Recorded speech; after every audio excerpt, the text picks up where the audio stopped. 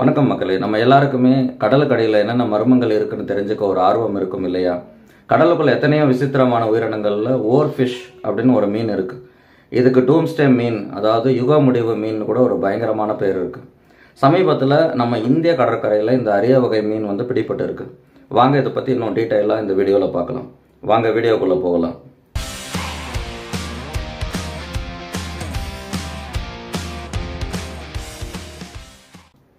இந்த ஓர்ஃபிஷ் கடற்கரை பகுதிகளில் தெரிஞ்சால் ஏதோ கெட்டது நடக்க போகுது அப்படின்னு ரொம்ப நாளாக ஒரு நம்பிக்கை பொதுமக்கள்கிட்ட இருக்குது. ஸோ இது கடலோட அடிப்பகுதியில் தான் இருக்கும். ஆனால் இது எப்பயாவது மேலே வந்துடுச்சுன்னா போதும், ஏகப்பட்ட கதைகளும் கட்டுக்கதைகளும் கிளம்பிடும். இப்போது தமிழ்நாட்டில் இது பிடிப்பட்டதும் மறுபடியும் மக்களுக்குள்ள இதை பற்றின ஒரு பயத்தையும் இதுக்கும் ஒரு பெரிய பேரழிவுக்கும் ஏதோ சம்பந்தம் இருக்குது அப்படின்னு மறுபடியும் பேச ஆரம்பிச்சிருக்காங்க. இந்த ஓர்ஃபிஷ் மீனோட அறிவியல் பேர் ரிகாலிகஸ் கிளேன்சன். இது ஒரு ரிப்பன் மாதிரி இருக்கும். கிட்டத்தட்ட 30 அடி வரைக்கும் வளரும். இந்த மீன் சாதாரணமாக 200 மீட்டரில் இருந்து 1000 மீட்டர் ஆழத்தில் தான் இருக்கும். மேலே வர்றது ரொம்பவே ரேர். அதனால தான் இது மேலே வந்துட்டா எங்கே இருந்தாலும் கண்ணுக்கு தெரியும். அது அப்படியே பேசு பொருளாகவும் ஆயிடும். இப்போ லேட்டஸ்ட்டாக வந்த ஒரு நியூஸ் படி தமிழ்நாடு கடற்கரையில் மீனவர்கள் இந்த அரிய வகை மீனை பிடிச்சிருக்காங்க. இந்த மீன் ஒரு சில்வர் கலரில் அலையலையாக உடம்பும் தலையில் ஒரு சிகப்பு கலர் கொண்ட மாதிரி துடுப்பும் இருந்திருக்கு. இது பார்க்கவே மிரட்டலாக இருக்கிறதுனாலையும் அதே சைஸுனாலையும் மக்கள் ரொம்பவே பேச ஆரம்பிச்சிட்டாங்க. வரலாற்று ரீதியாக ஓர்ஃபிஷ் மீன்கள் பெரிய இயற்கை பேரிடர்களோட சம்மந்தப்பட்டிருக்கு. முக்கியமாக 2011 ஜப்பானில் பூகம்பம் அப்புறமா சுனாமி வர்றதுக்கு முன்னாடி ஜப்பானோட கடற்கரையில் ஓர்ஃபிஷ் மீன்கள் கரை ஒதுங்கினதா நியூஸ் வந்துச்சு. ஸோ இது மீன்களுக்கும் நிலநடுக்கத்துக்கும் ஏதோ ஒரு தொடர்பு இருக்கணும் அப்படின்னு ஒரு நம்பிக்கையை உருவாக்குச்சு.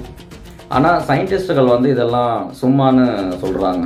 இதே மாதிரி ஓர்ஃபிஷ் முன்னாடி மற்ற சோகமான சம்பவங்களோடையும் தொடர்பு படுத்தப்பட்டிருக்கு. மக்கள் இதை பார்த்தா கெட்ட சகனம் தான் நினைப்பாங்க. மெக்சிகோவில் ஒரு பெரிய பூகம்பம் வரத்துக்கு கொஞ்ச நேரத்துக்கு முன்னாடி ஓர்ஃபிஷ் அதோட கடற்கரையில் கிடச்சிருக்கு. ஸோ மீனுக்கும் பேரிடர்களுக்கும் உள்ள இந்த கனெக்ஷன் தான் இதுக்கு டூம்ஸ்டே மீன் அப்படின்னு பேர் வரத்துக்கே காரணம். ஸோ இது எப்படி நடந்துச்சுன்னு தெரிஞ்சுக்க மக்களுமே ரொம்ப ஆர்வமாக இருக்காங்க. ஜப்பானோட ஒரு பழைய கதைப்படி ஓர்ஃபிஷ் ஒரு பூகம்பம் வரப்போகுதுன்னு சொல்கிற ஒரு அறிகுறியாக தான் அதை பார்க்குறாங்க. ஸோ சாதாரணமாக கடலுக்கு அடியில் இருக்கிற இந்த மீன் நிலநடுக்கம் வரும்போது ஏற்படுற அதிர்வுகளால் மேலே நீந்தி வரும்னு நம்பப்படுது. மக்கள் இதை ஏதோ ஒரு பெரிய ஆபத்து வரப்போகுதுன்னு ஒரு எச்சரிக்கையாக எடுத்துக்கிறாங்க. பட் ஆனால் சயின்டிஸ்ட் ப்ரூஃப் இல்லை அப்படின்னு தான் சொல்கிறாங்க.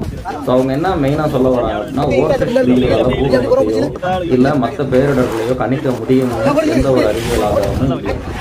ஆனாலும் இந்த ஐடியா மக்களுக்குள்ள ஒரு ஆர்வத்தை உண்டு பண்ணுது. ஸோ இந்த கடல்வாழ் உயிரியலாளர்கள் என்ன சொல்றாங்க, ஓர்ஃபிஷ் மீன்கள் தன்னோட சுற்றுப்புறத்தில் ஏற்படுற மாற்றங்கள்னாலையும் இல்லை ஆழ்கடலில் ஏதாவது ஒரு நடக்கிறதுனாலையும் தான் அது மேலே வருது.